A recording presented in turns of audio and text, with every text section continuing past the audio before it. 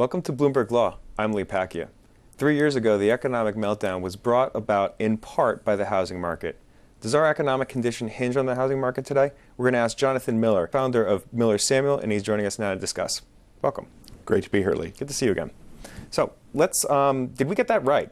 Looking at the national economy as tied to the housing market, not a whole lot has been done on the housing front in terms of reform. Does that mean our economic picture basically hasn't been touched? I think in many ways that's correct. During the boom that we had in mid-decade, it was a credit boom. Housing was merely a symptom of that. But I think the orientation is still fix housing and you fix the economy. The problem is that, and we saw evidence of this last year when the federal government implemented the homebuyer tax credit. The idea was to stimulate housing and you would jumpstart the economy. But once the credit expired last April, housing activity fell 30% overnight. And from my perspective, that's almost the end of it. I mean, the political rhetoric now is on jobs and the deficit ceiling. Right. It's not on housing. Right. And I think, in many ways, I think that's actually correct, because even though it's a recognition that housing is a long-term problem, that we have a number of years to go forward. The thing that fixes housing is we have to have employment reduced. Employment reduced, and then that helps credit ease as well. And those are the two key factors right now with housing. So we wanted to talk to you about the policy landscape. Let's start with policy on the foreclosure front. We have a lot of problems in the way that we process foreclosures in this country. What do you expect to happen over the next 2 to 4 years on that front? Well, I think the foreclosure issue is what's going to determine the fate of the pace of recovery of housing.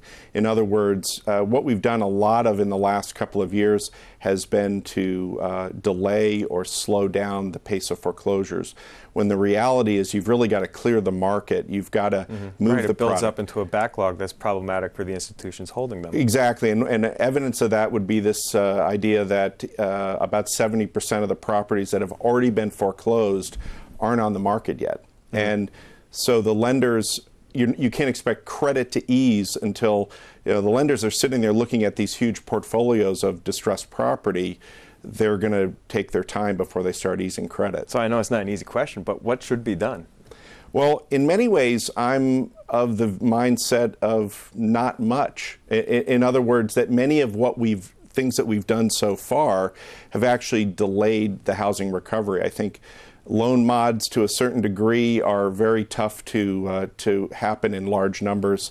I think what you've got to do is, we're making this painful adjustment from fast and loose credit to very tight credit.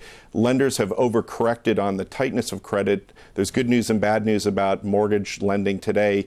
The good news is that it's not getting any tighter. The bad news is it can't get any tighter. And that's the essential problem. I meant to ask this before. What do foreclosure numbers look like today? Is this a trend line that's increasing on the upward trajectory, or are we starting to see it level off? Well, there's a couple schools of thought on that. The conventional wisdom is right now we're at about peak.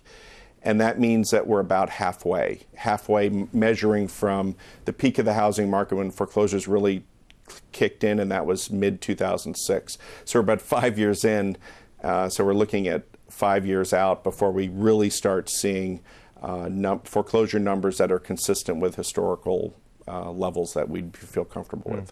When we get on the other side of the economic picture, what do you think the public policy for new home sales is going to look like? We were talking about this before. The federal government did so much over the last 5 decades or so to encourage people to go out and buy their first home and invest a lot of money and take on debt. Is that going to remain part of the federal government's picture? It doesn't, at least not in this administration, and if it continues, the same administration is in place the next go-around.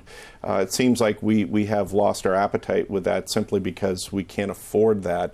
The other part of, if you think of the perspective of new home sales at their peak represented about 15% of total transactions.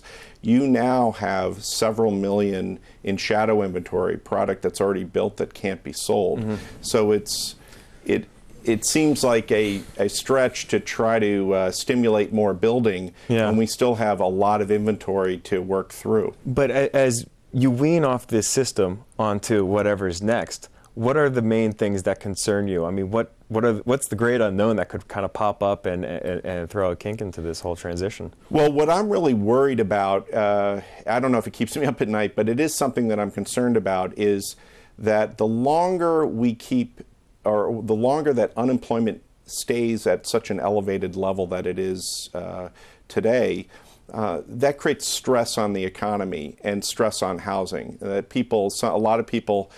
There's a lot of people on the margin that are just holding on. And the longer that this continues, you may see a wave or a rise in the level of defaults going forward unless we see a meaningful improvement in unemployment. And I think that's the key. Right. We had you on, I think, a couple months ago talking about the prospects for restructuring Fannie Mae and Freddie Mac. Have your opinions changed at all? I mean, we haven't seen much movement on the federal level to attack the issue. That's actually what keeps me up at night, is what to do with the former GSEs, because they account for about 90% of the mortgage lending today. And it gets worse by the day. I mean, it gets worse by the day. Although, the good news is that the loans, the mortgages that they're buying and guaranteeing are actually truly AAA. Well, now they are. And actually, I was corrected on that a few weeks ago, where someone said they're not AAA, they're quadruple A. Right. And that's part of the problem. But it's such an important issue within the housing and the economy, and I feel like 2 months later we're having this conversation about it, and nothing has transpired that would lead me to believe that there's a solution yet in sight. We'll have to see how it goes. Jonathan Miller from Miller Samuel, thank you so much for coming in today. My pleasure, Lee. If you'd like to learn more about the issues we just discussed, go check out our offerings on BloombergLaw.com and also on the Bloomberg Terminal. I'm Lee Pacchia. Thanks for watching.